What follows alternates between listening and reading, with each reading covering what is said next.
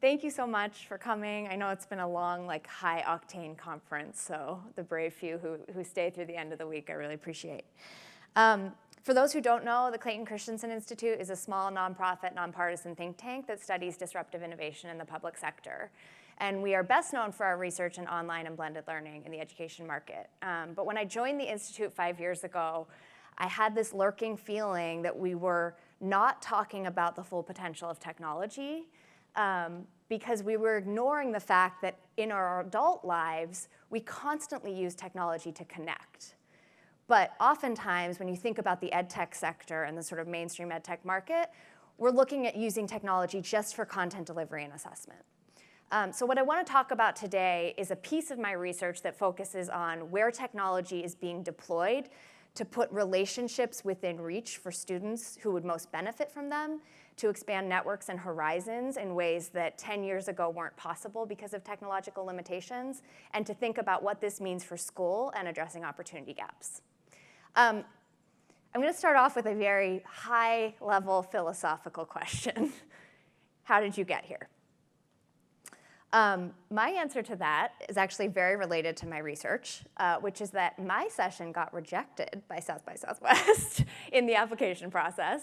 And a month ago, I had the good fortune of running into Greg, having him hear about my research, and then getting a delightful email from him inviting me to come and speak today. So that brings me to my second question. Who helped you get here today? So I can see that we're kind of spread out in the adult introvert way. I'm a massive introvert, so I totally get why you're sitting the way you are. But for 1 minute, pair and share with someone near you to answer these two questions. How did you get here in your current role that gave you the opportunity to come to Austin? Who helped you get here? Okay, so hopefully that gave you a chance to maybe meet someone you haven't met. It's what I would think of as kind of a spark that could continue to be cultivated over the rest of the conference. And it's really related to the theme I hope that we can cover today. So what do I want to go through today? I want to talk to you about why networks matter. It's almost a cliche nowadays to say relationships matter, although I would say we're not making that statement strongly enough in our K-12 system. I want to talk about troubling data that's emerged, that's very sort of under wraps in the mainstream ed reform conversation about students' access to relationships and networks. And then I want to highlight the emerging innovations that I've been tracking for the past 3 or 4 years that I think can break through some of those gaps and radically expand access to relationships that might otherwise be out of reach, to expand students' horizons, access to opportunity, access to information, and reservoir of social capital that they can depend on to thrive throughout their lives. Lastly, for audience participation, we're going to have Q&A. I was making this morning, just to give you a sense of my life right now. I was making this slide, and I was like, Q&A feels weird because it's I have all the answers, which this research is still so early stage. So I made it Q&Q, which is let's just ask each other questions, and you guys probably have answers too. So we'll end with that, and I'll just ask you to come up to the mic because this is being recorded. Okay. So I want to set up sort of a structure by which I think we can think about this in the education space to help delineate when we're talking about what economists would call human capital, what we know, what we can do, what the labor market will pay us to do, and social capital, who we know and how those networks actually offer real value in our lives. And what's happening right now in the K-12 ed reform conversation, by and large, is that school is so focused on what students know that we are leaving who students know up to chance. We are leaving it to what we dub in our research their inherited network, which may have all sorts of value, all sorts of inroads to certain professions, all sorts of care, but are inherently limited by what you have inherited in terms of your network. And so whereas the ed reform conversation about school is all about it shouldn't matter where you grow up, it shouldn't matter about your zip code in terms of how you succeed in terms of achievement, we're not talking about it shouldn't matter about your zip code or where you're born in terms of your access to a network. And the reality is that opportunity sits at the cross-section of these. Opportunity in terms of professional life, in terms of thriving, sits at this intersection. One sort of alarming statistic, an estimated 50% of jobs come through personal connections. So we can work as hard as we want at getting at literacy and numeracy, but we're not actually addressing this last mile piece of entry into the knowledge economy that's becoming harder and harder as inequality gets worse and worse. The benefits of positive and diverse relationships have actually been pretty well studied in the education space. This is research coming out of places like the Search Institute. If you haven't heard of them, they have great research base and framework around measuring access to relationships. America's Promise Alliance, which over the years has discovered as they've tried to solve the graduation rate crisis, access to caring adults is an enormous lever that we're not pulling enough. And this also comes from research about, in the college space, retention, attainment, and access to high-paying jobs, and the fact that actually relationships can predict all three of those, particularly for low-income students. I also want to emphasize this last piece, which is a long-term reservoir of social capital. One of the premises, as I started to dig into the research of why a network matters, is that we actually can't predict the future. Please don't quote me on that, because I work for Clayton Christensen, who has made his name predicting the future. But the reality is, things come up in our lives that we were not expecting, and it's our ability to activate a network of diverse resources that can buffer the things that come up in our lives. A really morbid example of a dear friend of mine who's been a great partner in this research is that at a very young age, he developed brain cancer.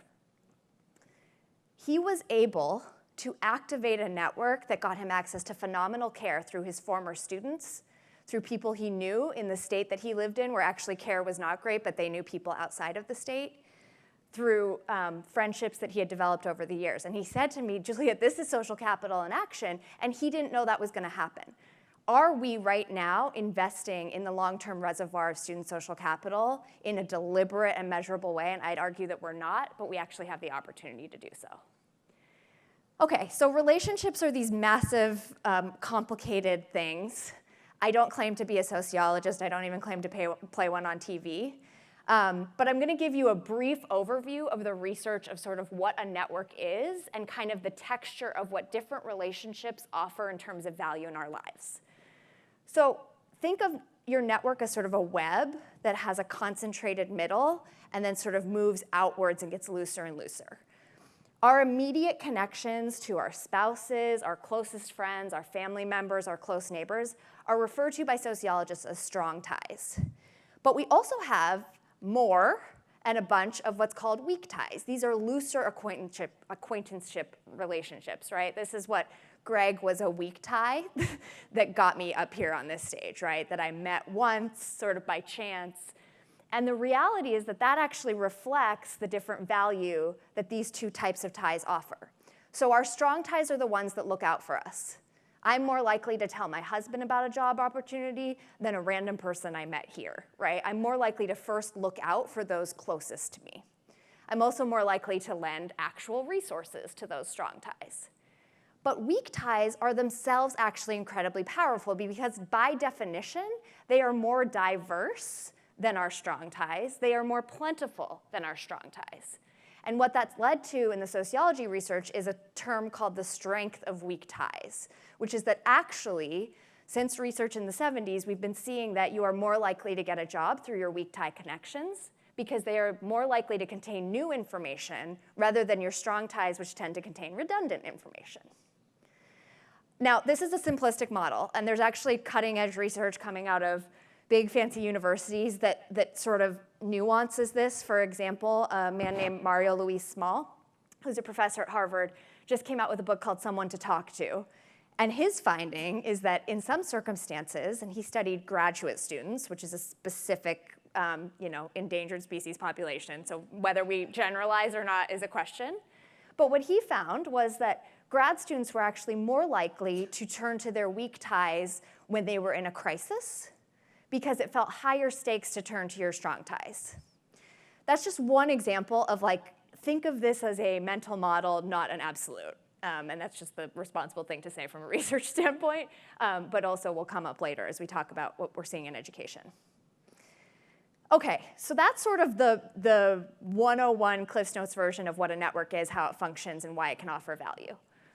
What I want to talk about today, when we think about the students that we're serving, is that there is troubling, slim but troubling data on the state of networks today among America's youth.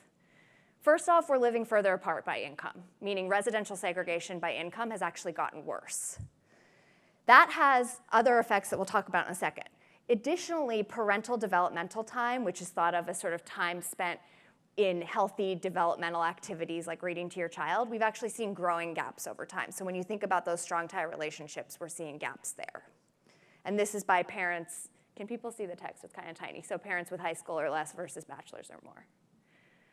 Parents' own professional networks, and this is very intuitive, but we actually have data on it now, are themselves highly unequal, and more educated parents have networks with more inroads into the knowledge economy. This is research out of The Mentoring Effect, which is a paper, if you haven't read it, you should absolutely read, and Robert Putnam, who wrote a book called Our Kids, that's really a tour de force of this unequal sort of opportunity landscape when it comes to networks.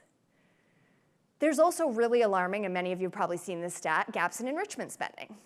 Now this in and of itself is troubling because you think about the college application gauntlet and the fact that you have to have gone and sort of like built a new city in China in order to get into college these days.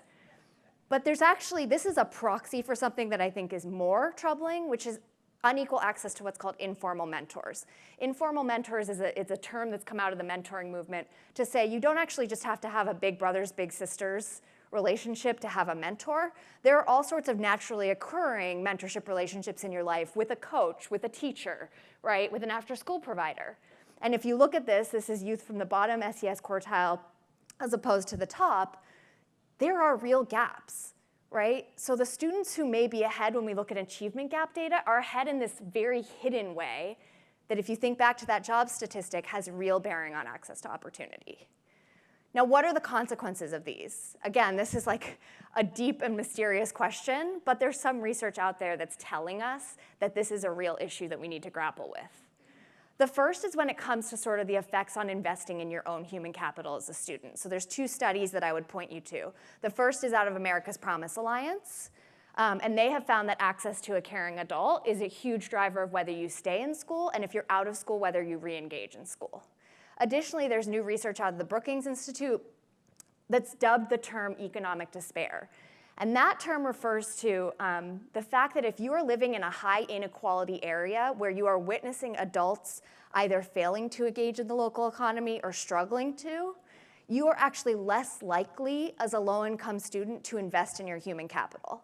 The thing that's alarming about that, this is really wonky, but that bucks all of traditional economics. We think that you should be incentivized to invest in your human capital because the market should reward that. Students living in areas of high inequality where they don't have exposure to adults who are succeeding in the economy are doing the opposite. One of the statistics that comes out of this, and this is, you can tell I'm a qualitative researcher because I had to write paragraphs to give quantitative data, so apologies for all the words on the slides. But what America's Promise Alliance has studied is the adult to youth ratio in certain neighborhoods, which is uneven. And if you increase that, you actually get a bump in graduation rates, right? So it actually plays out in the data. Now, other things have sort of longer tail effects, right, in terms of the consequences of these gaps. Raj Chetty out of Stanford University has done a ton of work on social mobility and inequality in America. And the latest study out of his shop highlights something called Lost Einsteins, which shows that if you are growing up in an area with less exposure to adults working in the innovation economy, which is sort of a broad term, but is essentially the future of the economy if we're going to boil it down. If you're growing up in an area with little exposure to that, you are less likely to yourself work as an inventor or an innovator later in life. And we also see this happening in the higher ed conversation with vast career undermatching among low-income students who successfully graduate college. And one of the statistics here, right, that's alarming, and this is from the Lost Einstein study, is that if a third grader from a low-income family is actually in the top 5% of math performance, they are no more likely than a subpar performer from affluent families to become an inventor. So that is lost human capital for the country, first of all, but it's also showing that exposure networks are playing a role in a way that we sometimes discount when we just measure something like math aptitude. Okay, so that's a little bleak. Now we're going to pivot, and there's hope. And the hope is that we're actually starting to see innovations that tackle the social side of opportunity. And these innovations are coming both from technology, but also from very low-tech face-to-face solutions. Because of the time I have today, I'm going to focus a bit more on the technology side of this and end with a much shorter piece on the face-to-face. But if anyone wants to follow up offline, like, I think that's equally important, and I just have to sort of make a decision on what would fit in 60 minutes. So the first question I asked when I started doing this research was, OK, it doesn't feel like we're using EdTech to, is there an echo, or is that just me? It's just me. OK. I can handle it. I just don't want no one to say anything.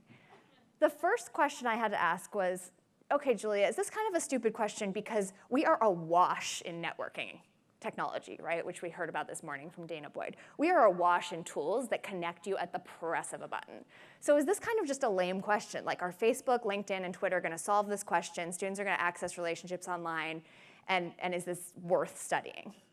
The reality is that mainstream social networking tools are not getting us there. And to explain why, I want to do what is part of my day job, which is explain disruptive innovation theory in 5 minutes to you, and then explain why this is not disrupting the traditional tools out there are not disrupting the composition of our students' networks. So writ large, 2 types of innovation that we study at the Christensen Institute. There are sustaining innovations. Those make existing products and services better. And there are disruptive innovations, which tend to be low cost, affordable, and bring access to those who otherwise cannot access products and services. So when you hear disruptive innovation in Silicon Valley or at South by Southwest, sometimes people just use that term to mean anything new. It's actually a very specific model. And to explain that, we think of sort of traditional performance, right? The iPhone gets better and better cameras. The iPhone gets more and more apps. I don't have an iPhone, so I'm at a loss for what else it's getting better on. I just know that it gets more expensive over time, right? So that's a technology getting better and better. A technology that actually tries to make something affordable and accessible, we would call disruptive. And I'll walk you through an example. Anyone know what this is? Well, yeah, there's one person in the audience who's seen this photo before. That's cheating. No STEM folks in the room? I would not know what this is. OK, so this is like one of the earliest transistors, right? This came out of Bell Laboratories back in the late 40s. Now, the transistor as a technology, anyone know what a transistor does? I actually have someone in the audience who has answered this question before, so I'm going to call him out. What does a transistor do? No? Yeah? Yeah, a transistor is like an electronic switch. There you go, electronic switch. I may have mistaken you for someone else, sorry about that. But you did well. It amplifies a signal, right? It amplifies a signal. It amplifies sound or any type of signal. Now, back in the day, transistors were very tiny, which was really exciting to anyone who was creating consumer electronics, because the technology at the time for amplifying signals was called a vacuum tube, which was big and bulky, and it powered RCA's, tabletop radios, tabletop televisions, right? And what happened with the transistor is that 2 very different companies took 2 very different routes with this technology. The first was RCA. So they see this technology, and they have these big TVs, big stereos, and they say, OK, let's make this good enough to power our amazing consumer electronics, to serve our best customers. So they bring a bunch of scientists in-house. They invest literally billions of dollars in trying to develop this technology. A different company across the Pacific saw this technology, saw that it was tiny and lightweight and more affordable, and said, we're not going to compete head-on with RCA. We're going to create a lightweight, kind of crummy product, but that's much cheaper. And the transistor radio, which then became the Walkman, was born, right? And this was Sony's tack. And over time, that technology got better and better and better, and Sony eventually disrupted RCA. So the lesson here is that Sony successfully targeted people who could not afford the big, beautiful tabletop radios and televisions. They actually targeted teenagers with this crummier but flexible and affordable Walkman. OK, social networking sites are making it cheaper for us to update all sorts of people in our networks at the press of a button. It's making it cheaper to find people we know. It is not actually disrupting the contents of our network. Does that make sense? So we're getting cheaper and faster at maintaining our existing networks. We're not actually necessarily finding new people through these tools. Any guess at how many Facebook users actually know each other in real life? What percent? 5%? 93%, right? Meaning that I have digitized my offline network using these phenomenal tools. That's super exciting. It's not going to solve relationship gaps. It's not going to solve network gaps, right? And we actually have data that the founder of Facebook admits to this phenomenon, so I am not making this up. It's a long quote, but essentially what Zuckerberg is telling us is that the tool that he has developed is great for digitizing your offline network. It's not great at helping you find new people. The same can be said for other networks that are out there in terms of actually diversifying who we know. Does anyone remember this lovely photo from somewhere around November 2016? So this is Twitter networks post-election, and it's showing that sort of the cross-pollination in these online environments is actually quite limited. So what that tells us is that we're not actually currently in possession of these big tools that could overcome social gaps facing our students. However, I have spent 3 years building a market map that I'll share a link to at the end of this of any tool that is starting to do that. And it's a small but mighty group of entrepreneurs who are seeing these gaps and who are networking students into relationships that would otherwise be out of reach. I don't have time to go deeply into these, but there's 3 big buckets of the EdTech market where we see this happening. And they're pretty intuitive when you think about these sort of different pockets. But it's worth noting that obviously the college guidance, the project-based learning, and the academic support markets have all sorts of non-relationship enhancing tools as well, right? So this is a cut of each of these market segments.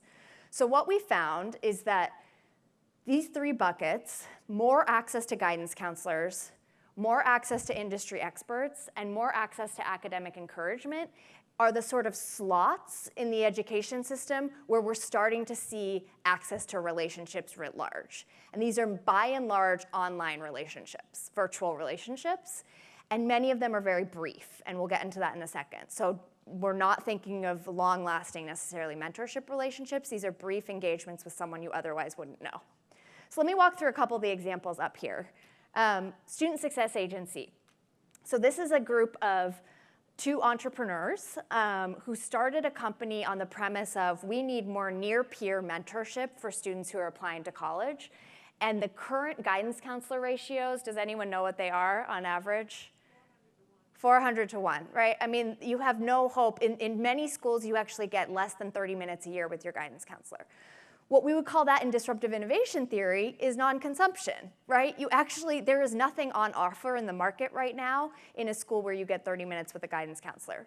Enter some of these tools like Student Success Agency who say, okay, we're not gonna actually be able to offer a full service guidance counselor in the way that a face-to-face relationship might, but we're gonna crowdsource near-peer mentors who are themselves often first-generation college students to counsel students who are applying to college, and they'll do that online. They've been able to get to about, I'm gonna botch this statistic, about 4 hours a month, which is dramatic if you think about currently what happens in a traditional high school model where you have 400 or even 800 to 1 student to counselor ratios.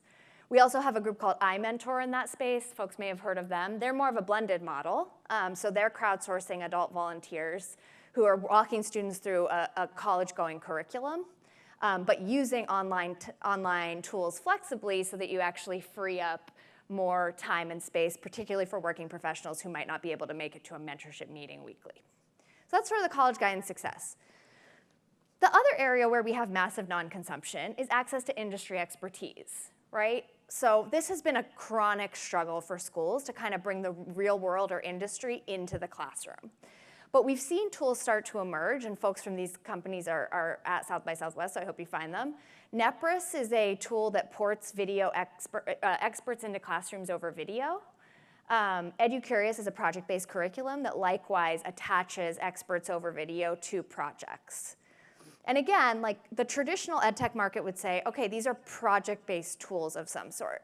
But if you step back and think about relationship gaps, they are also opportunities to start to diversify students' touch points and relationships in new ways. An example from Narus that's so profound is there were students in rural Texas, here in Texas, who were using the tool on a science lesson on brain science. And 2 things came out of it that were really powerful. The teacher shared this story.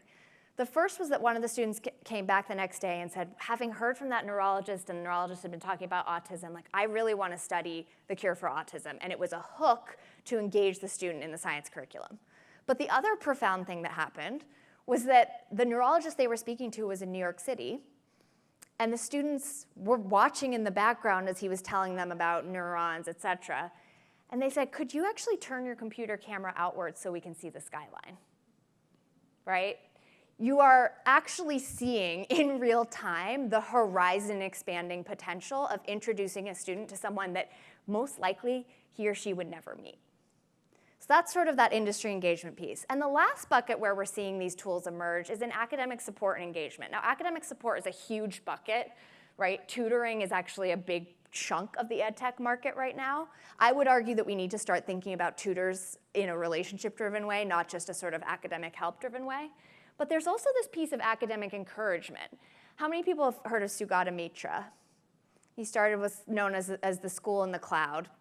And his initial experiment was in the slums of India, putting a computer just in literally a hole in the wall for students to sort of play with and see what came of it, right? So these were students who were not in formal education.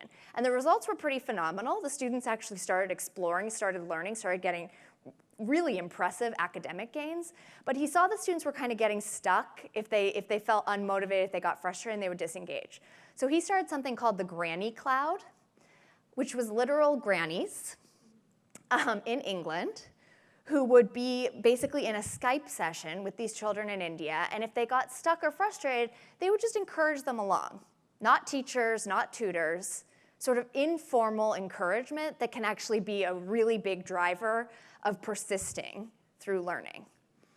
That has since scaled to not just like grannies are now everything from 24-year-old men all the way up, but they've kept the term. But it's a sign of a moment of engagement with a different type of adult who can move a student through his learning. So these sorts of tools, you may think of them, if you're an educator or principal, as helping you get better college guidance, increase your project-based learning and relevance in your curriculum, lend a little more academic support for students who are struggling. But I'd encourage you to also think of them as relationship-expanding tools, and the very beginning of a market that we think is where online learning was about 10 years ago. They are disruptive in that they are targeting areas of non-consumption. Just like Sony did with that early transistor, they're taking communications technologies and putting them into circumstances where students' alternative is nothing at all. And as such, they are disrupting the limitations of students' inherited networks. Now, they are not a cure-all. And here's my big aha after, and maybe you guys have already arrived at this, it took me about 3 years, is that if you think back to that chart of strong ties and weak ties, these are not strong tie relationships. An online granny is not a grandmother, and we should not act as though it is. What they are doing, though, is they are bringing weak tie relationships within reach to more students, and that's incredibly exciting if we think about the strength of weak ties. It doesn't mean that it's solving for students who have gaps in their strong tie networks, and we're going to talk about that in a second. But it means that technology actually has a competitive advantage when it comes to diversifying students' weak tie networks.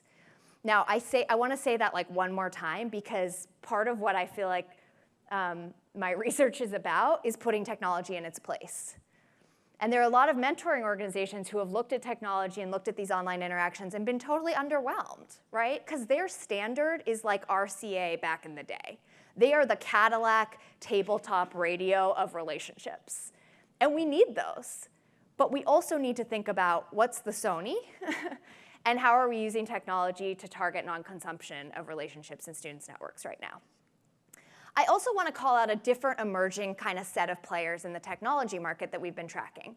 And these are platform plays. So unlike Student Success Agency that's literally pulling in part-time mentors or what they call agents to advise students, unlike Nepris that's pulling in industry experts that can be ported into classrooms, these tools are emerging, and I'll explain why Nepris is on this list. These tools are emerging more as platforms for schools that want to do this work themselves more locally. Right? Schools that actually are thinking, how do we reach beyond the school building? How do we diversify our students' networks into industry? How do we bring more guest speakers into our classrooms to sort of spark that relevance? But we want control of it. And so what we have are a series of what you would think of as almost white label products. Community Share may be in the room somewhere. Are you here? I don't know if he's here.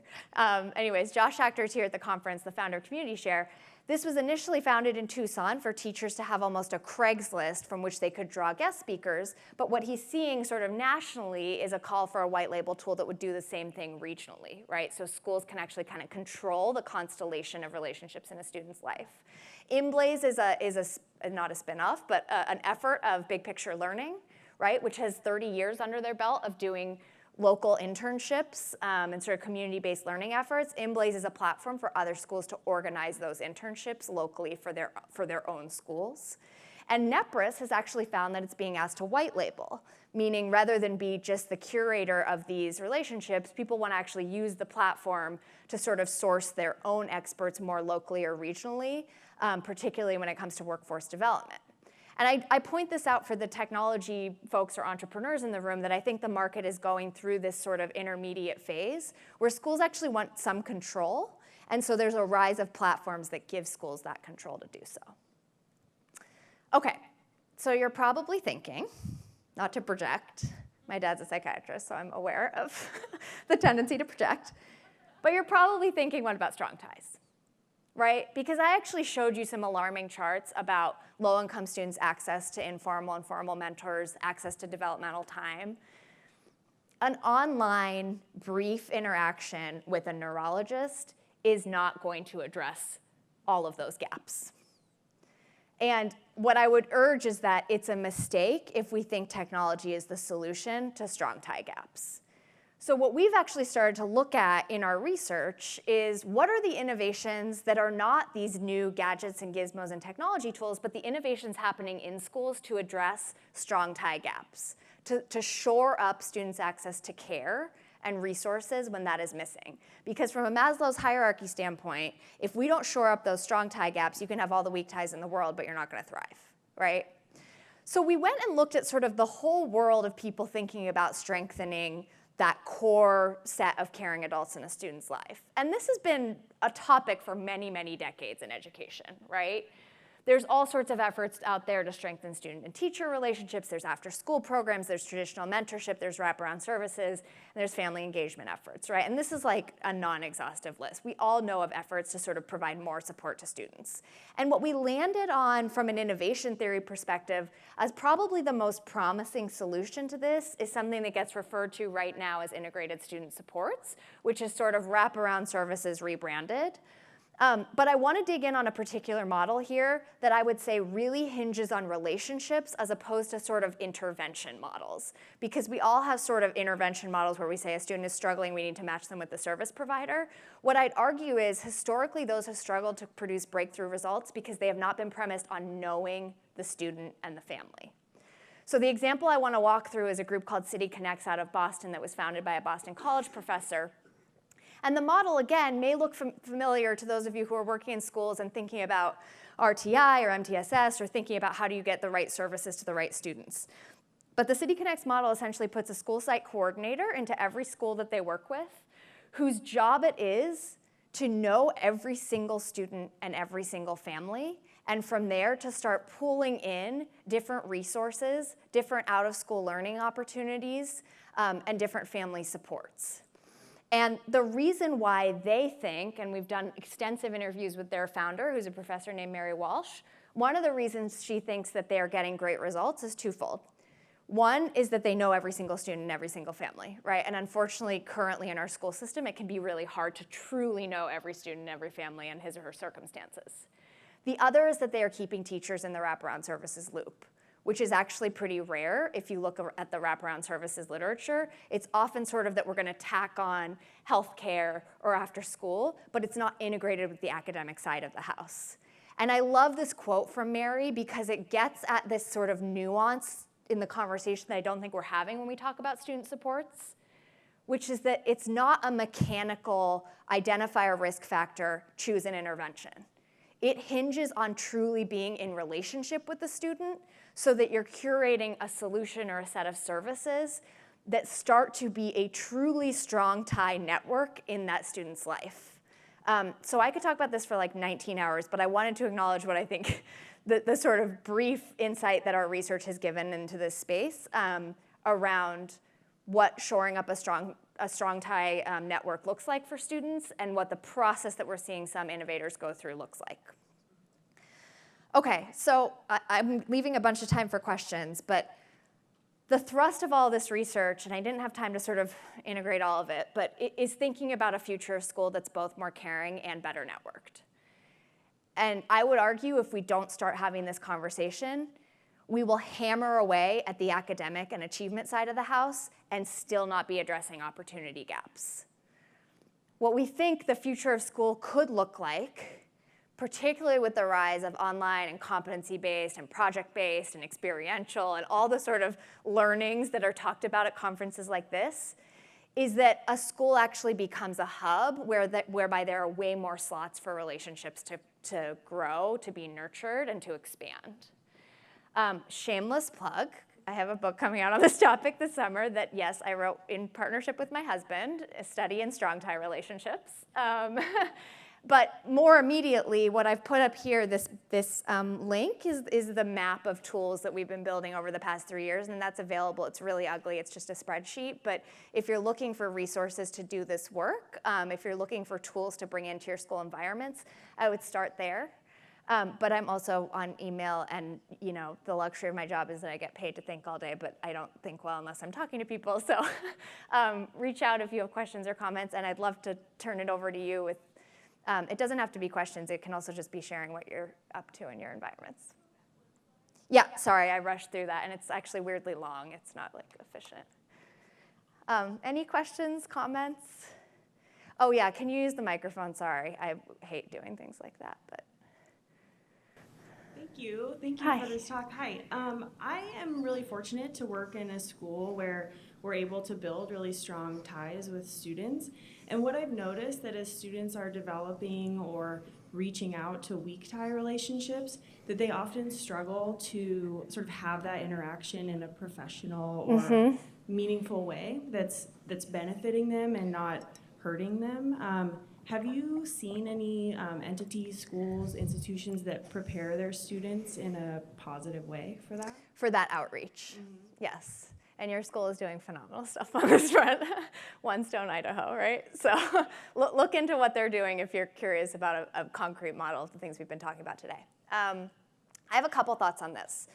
So one is that there's the literal sort of how do you ask for help, the art of asking for help, or the art of trying to open a door, right? And there are tools out there. It's actually, we're seeing them crop up more in the higher ed space, which we didn't talk about.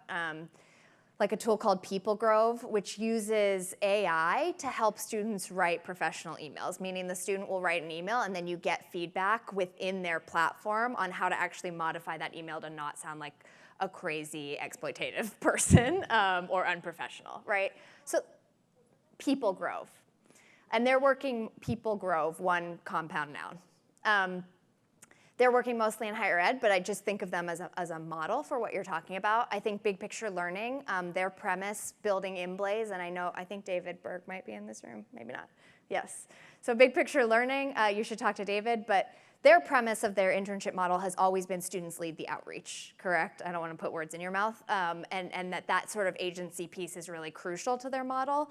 And I think he could speak maybe to like how they consider that from the platform angle as well, of sort of making sure that quality assurance is happening on the InBlaze platform. The other thing I want to call out though here, which is different from being a polished professional panda every time you email someone, because that can feel sort of like you don't have elbow room to be yourself, is that I sometimes think that trust is more important than professionalism, right? Because if I send a kind of informal email to someone I know, they don't interpret it as like Julia's lost her professional polish because they know me. And we didn't talk about trust, but in sociology, there's a phenomenon called homophily, which is that the sort of birds of a feather flock together. And the premise of that is that similarity breeds trust. You are more likely to trust someone you perceive to be like you. Now, that is a very scary reality or phenomenon when you think about students from different backgrounds reaching out to people from other backgrounds, right? When you're trying to actually bridge into different social spheres or beyond your immediate community.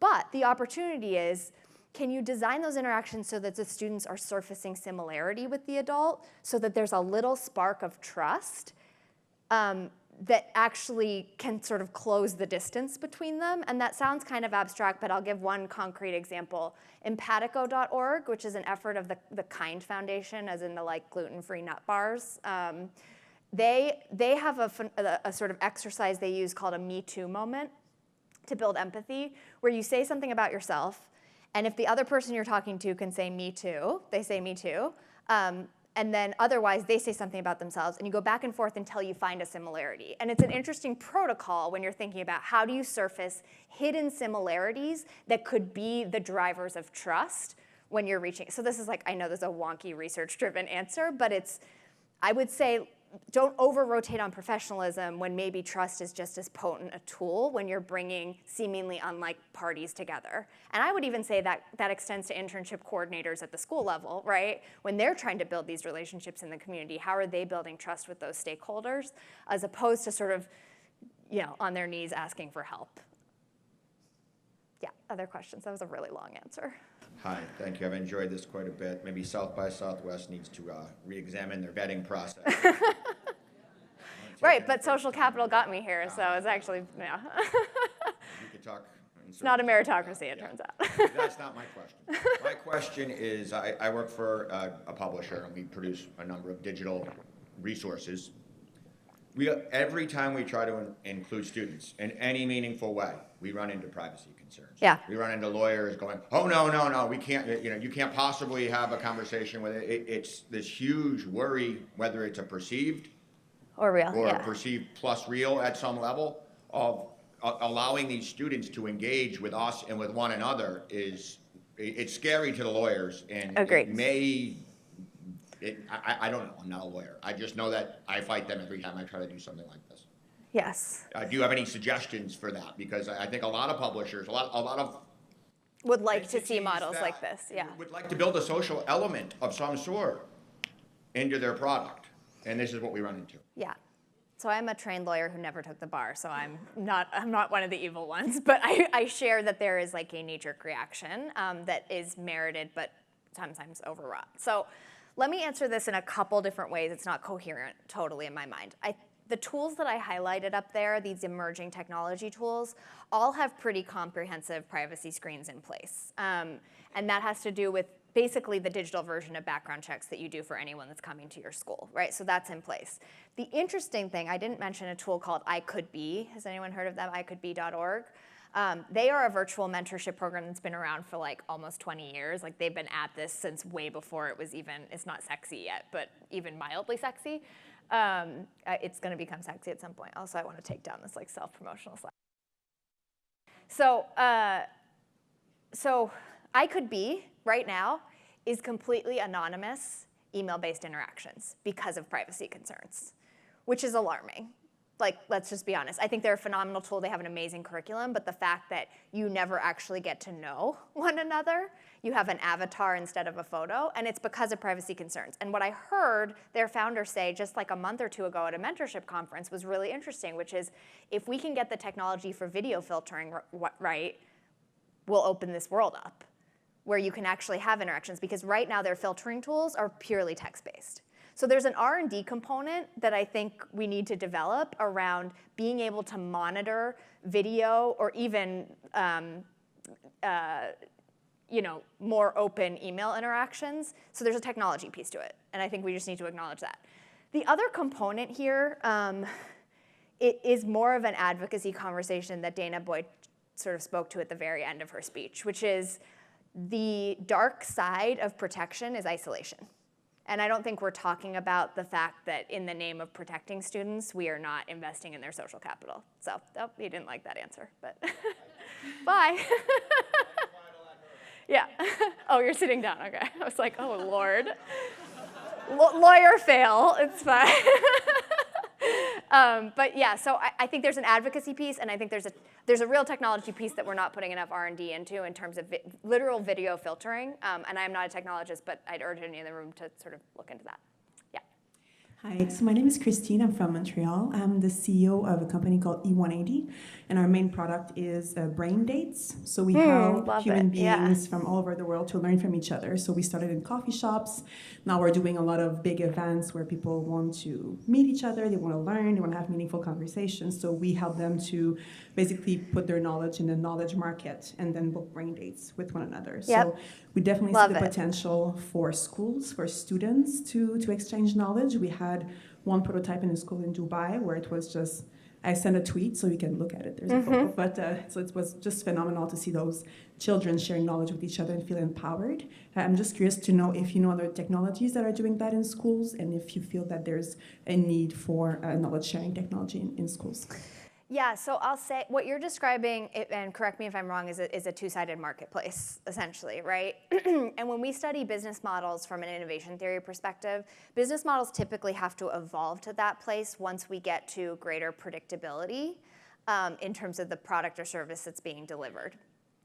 The reason I mentioned those platforms, like what David is doing with Inblaze, Community Share, Narus's white label version, is that the stage of the K-12 market right now, I would say, leans more heavily towards what I would call a walled garden, which is not a fully open marketplace. It's a much more heavily curated marketplace, partly because of the privacy concerns and partly because there's still so much pressure to align to the academic curriculum that you actually want more control, and it's not just a free-for-all, let me meet a random, maybe delightful person, but that's not sort of aligned to my school's goals.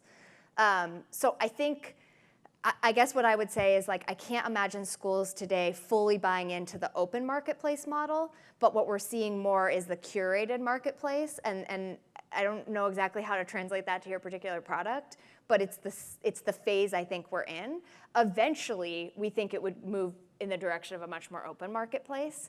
And then, to bring it back to the human strong tie component, the investment that becomes even more crucial is the human who's helping students sort of make wise choices within that open marketplace, who's integrating around the students' interests, et cetera. We have a woman named Neva sitting up here who is One Stone's opportunity wrangler. That's literally her job title. And she's doing a lot of that work of kind of, okay, there's all these opportunities, but how do we make sense of it for someone who's still navigating their way through the world? So it's that tension of totally open versus curated that I think the market.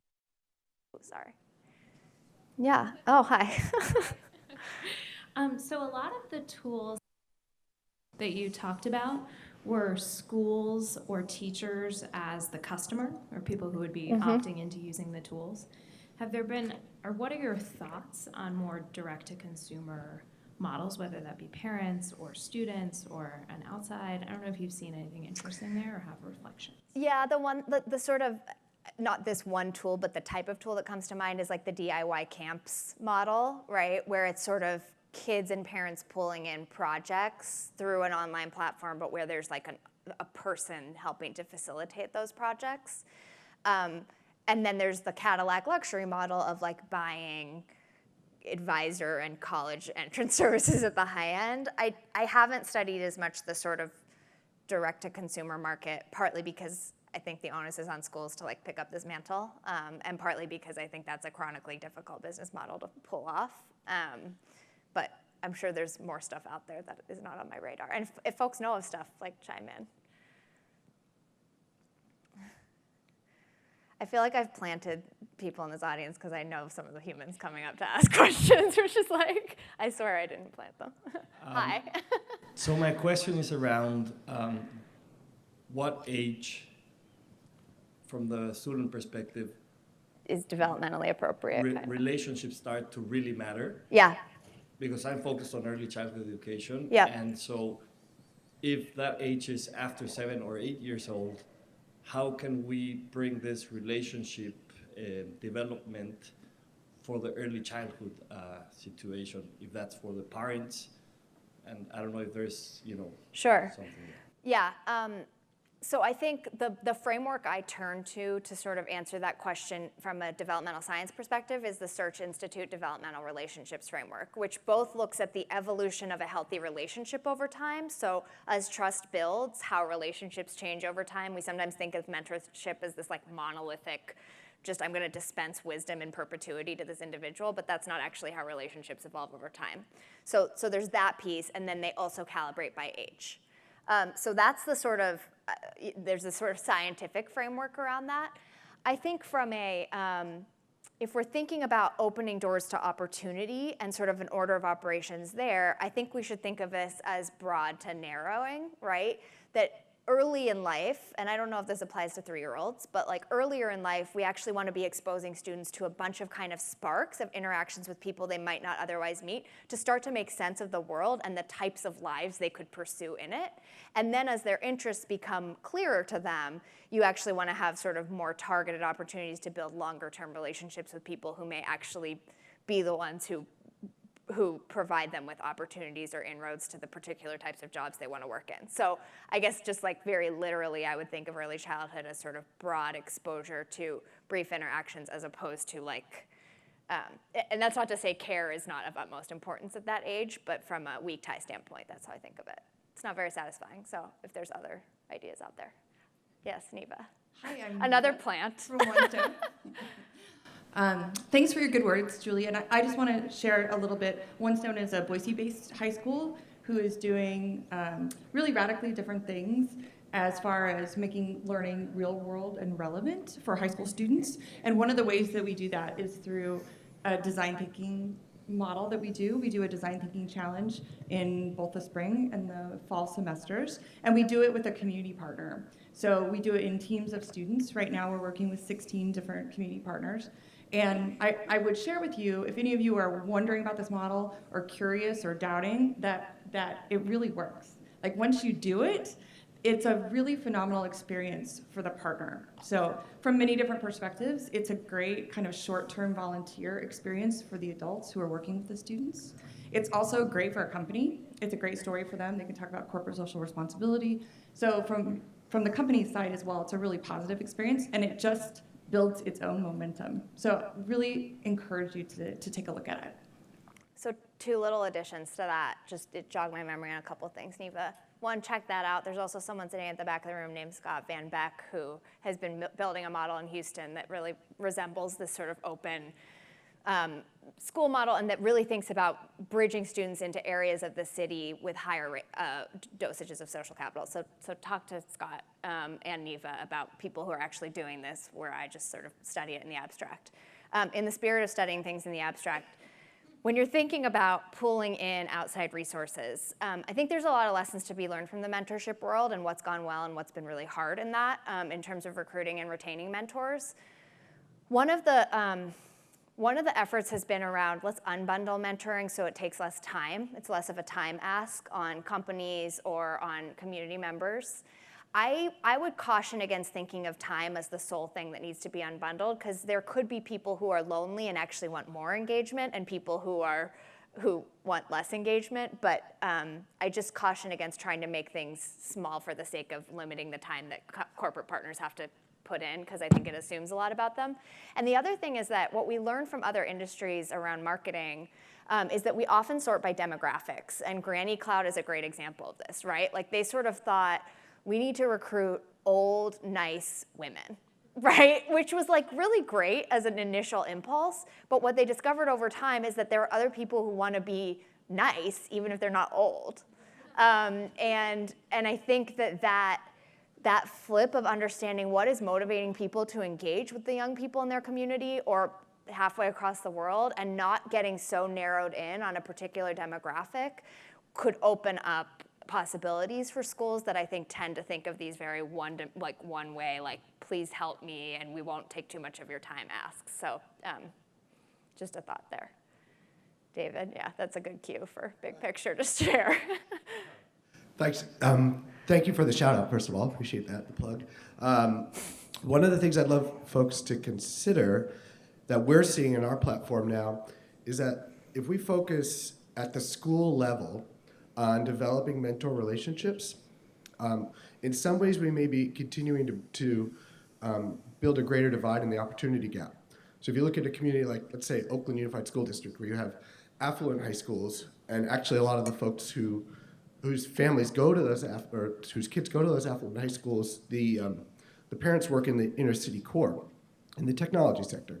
Those kids get access to all those technology internships, perpetuating the gap in opportunity and the gap in social capital. So we have to be careful of being a victim of our own success and getting kids more connected with mentors, that we may continue to spread that gap out. And I think that begs the role of regional brokers, regional nonprofits to really look at, or nonprofits or school districts to look at the equity issue. Yes. In a broader community, in an entire city. So maybe it's a mayor's office or something like that, looking at the data to drive that question of equity. 100%. So. No, I love that point. And even to put a point on it, I was talking to someone else who's trying to build these sort of out-of-school pathways.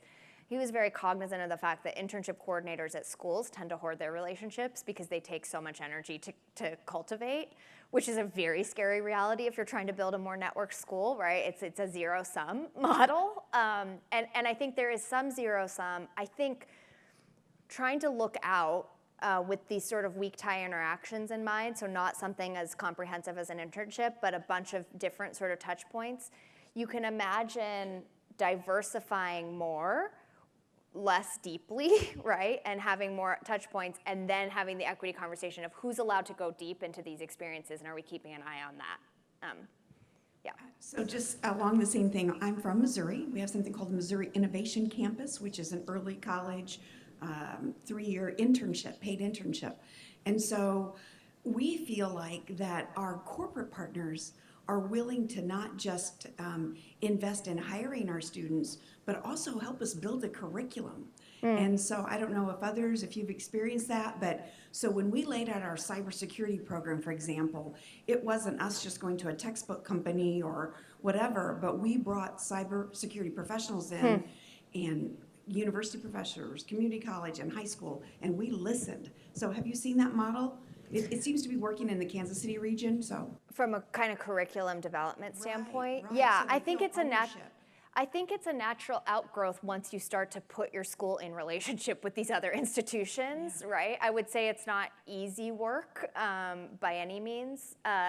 One school in New Hampshire called VLAX, the Virtual Learning Academy Charter School, which is sort of like their statewide virtual, but they have built multiple pathways to learning, and what they're finding is as they try and curate more out-of-school learning experiences, they're starting to build deep partnerships with employers who are also thinking about how would we build your curriculum to scaffold your way to an associate's degree while still in high school. That's it. So our that's a model, great yeah. example. And I think it gets to David's regional point, frankly, because that happening hyper-locally wouldn't, you'd hit a ceiling and you'd also limit the sorts of opportunities at students' disposal, but regionally, the economy may be sort of dynamic enough to make that not too limiting. But Yeah, yeah, we so had I'd look at VLAX, but I'll check out, say it again, the Missouri innovation. Campus. Great, It's like cool. 27 high schools all coming together with regional partners. So anyway, Awesome. thank you. Yeah.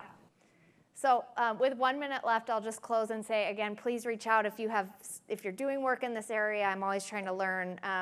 And this is really cheesy, but a shout out to my husband who wrote this book with me and has done a ton of the research with me, because I think we don't, I'm gonna get emotional, we don't accomplish things alone in our lives.